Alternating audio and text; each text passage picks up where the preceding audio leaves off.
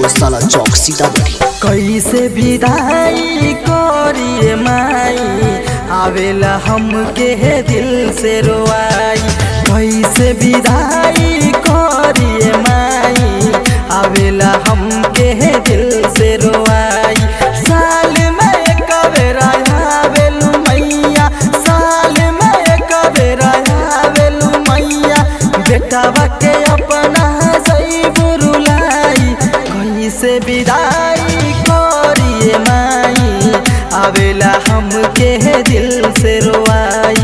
कैसे विदाई करिए माई आवेला हमके दिल से रोआई।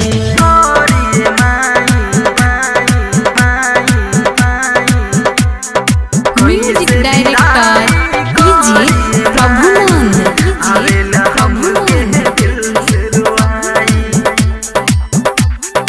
नौ दिन हमहु सहनी तब काहे छोड़ जईबू।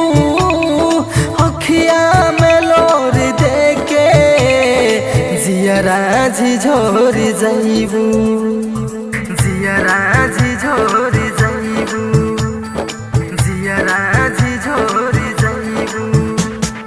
नौ दिन हमहु सहनी तब काहे छोड़ जईबू।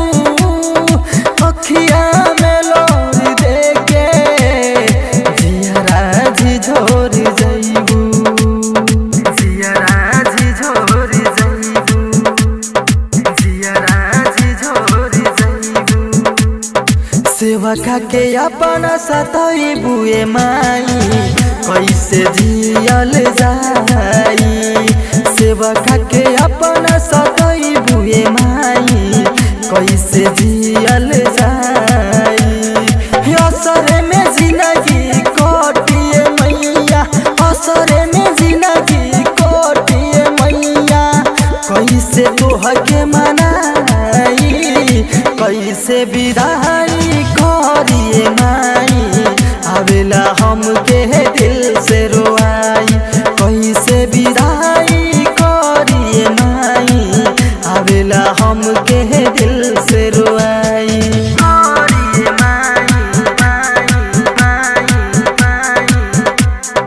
Music director DJ Prabhunand.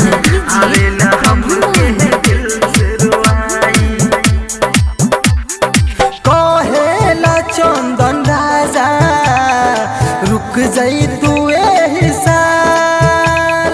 मनवा में आस बाटे पूजत रही हर साल, पूजत रही हर साल, पूजत रही हर साल।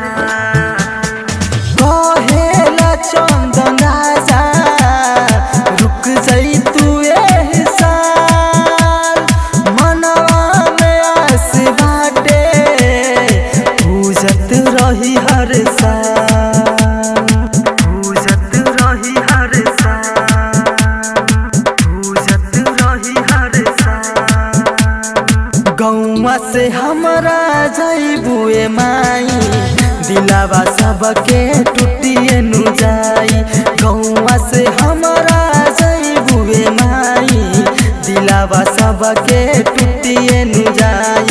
राखिला हमके अचारा के छैया, राखिला हमके अचारा के छैया, रोज चरण के करब पूजाई।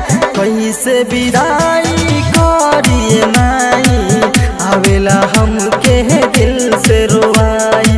कैसे विदाई करिए माई आवेला हमके दिल से रोआई। माउथ रिकॉर्डिंग स्टूडियो गौशाला चौक।